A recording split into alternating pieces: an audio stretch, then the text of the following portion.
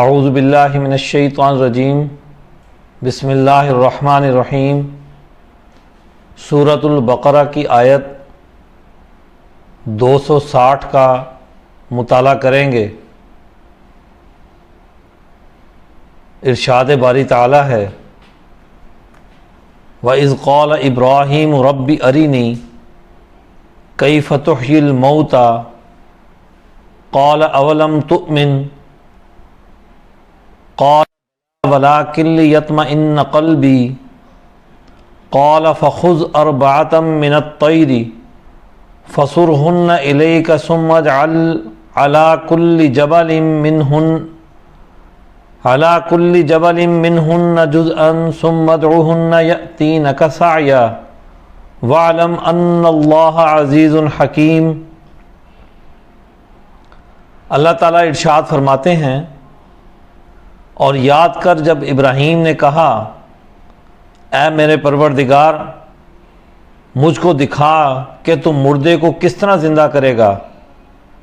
فرمایا کیا تم یقین نہیں لاتے؟ کہا کیوں نہیں؟ میں اس واسطے چاہتا ہوں کہ میرے دل کو تسکین ہو جائے۔ فرمایا تو 4 جانور اڑنے والے پکڑ لے، پھر انہیں اپنے ساتھ ہلا لے، پھر ہر پہاڑ پر ان کے بدن کا ایک ایک ٹکڑا رکھ دے، پھر ان کو بلا، تیرے پاس دوڑتے ہوئے آئیں گے، اور جان لے کہ بے شک اللہ زبردست حکمت والا ہے۔ پچھلی آیت میں عزیر علیہ السلام کا قصہ بیان کیا گیا تھا جو ابراہیم علیہ السلام سے بعد کے نبی ہیں۔ ابراہیم علیہ السلام جن کی زندگی کو انسانیت کے لیے نمونہ قرار دیا گیا، آپ امام انسانیت ہیں۔ آپ اللہ تعالیٰ سے سوال کرتے ہیں کہ آپ کیسے مردہ کو زندہ کریں گے؟ میں اس کا مشاہدہ کرنا چاہتا ہوں۔ اللہ تعالیٰ نے پوچھا کہ کیا آپ کو یقین نہیں ہے؟ انہوں نے کہا مجھے یقین ہے، لیکن میں اپنے دل کے اطمینان کے لیے اس عمل کو چاہتا ہوں۔ تو اللہ تعالیٰ نے ان کو حکم دیا کہ فخذ أربعة من الطير، کہ 4 پرندے لو۔ آپ نے 4 پرندے لیے، وہ پرندے جو انسانوں کے ساتھ مانوس ہو جاتے ہیں، ایک مور، ایک مرغ، ایک کبوتر اور ایک کوا لیا۔ یہ چاروں جانور کسی انسان کے پاس رہیں تو یہ انسانوں کے ساتھ مانوس ہو جاتے ہیں۔ تو آپ نے ان کو کھلایا پلایا، اپنے ساتھ رکھا، ان کو سدھایا، ان کی تربیت کی، اور پھر اللہ نے حکم دیا کہ ان کو ذبح کرو، اور پھر ذبح کرنے کے بعد ان کے ٹکڑے الگ الگ جگہ پر رکھو۔ حضرت ابراہیم علیہ السلام نے، ان کے چاروں طرف پہاڑ تھے، آپ نے ان پرندوں کے ٹکڑے 4 پہاڑوں پر الگ الگ رکھ دیے۔ ایک پہاڑ پر ان کے سر، ایک پہاڑ پر ان کے پر، ایک پہاڑ پر ان کے دھڑ، اور ایک پہاڑ پر ان کے پاؤں رکھ دیے۔ اور پھر ابراہیم علیہ السلام سے کہا کہ آپ انہیں آواز دو، انہیں پکارو، ثم ادعوہن یأتینک سعیا، کہ تم انہیں بلاؤ جیسے تم پہلے انہیں، جب یہ زندہ تھے، جیسے تم انہیں پہلے بلاتے تھے، اور یہ تمہارے پاس دوڑ کر آتے تھے۔